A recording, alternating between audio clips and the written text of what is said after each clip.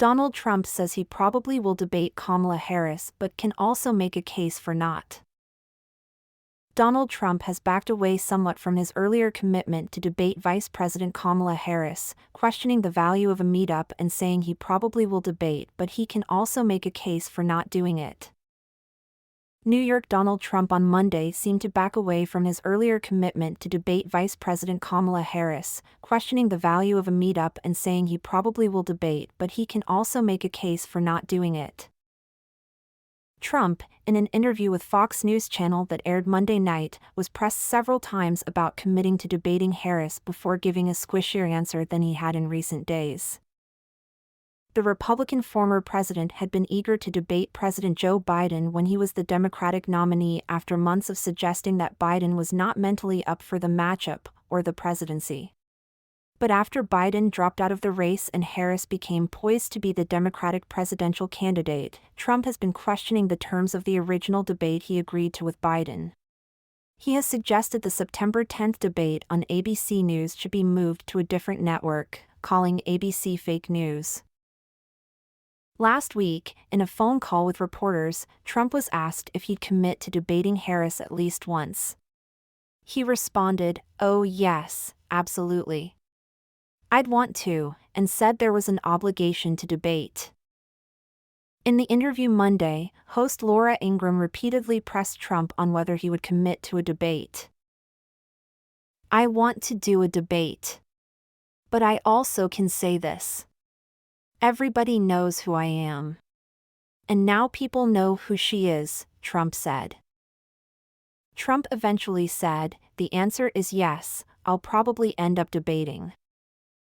He went on for a minute, saying any debates need to be held before early voting starts in states, and then added, "The answer is yes, but I can also make a case for not doing it." Trump has skipped debates before, including all the 2024 Republican presidential primary debates. He initially didn't participate after suggesting the timing was too early and then questioning the venue of another before eventually making it clear he would not participate in any of those debates.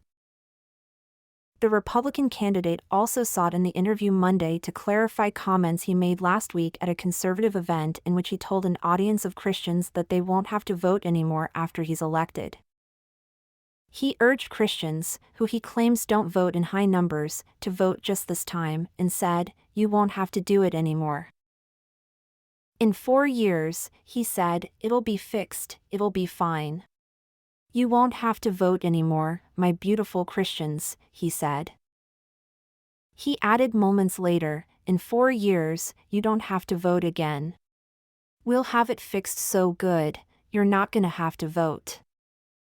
The comments drew alarm from Democrats and others who noted Trump's pattern of using authoritarian language, his earlier comments that he would only be a dictator on day one, and his behavior after losing the 2020 presidential election, in which he refused to accept the results and sought to overturn them.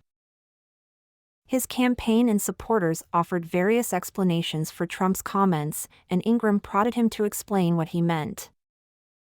"They don't vote, and I'm explaining that to them. You never vote. This time, vote. I'll straighten out the country. You won't have to vote anymore.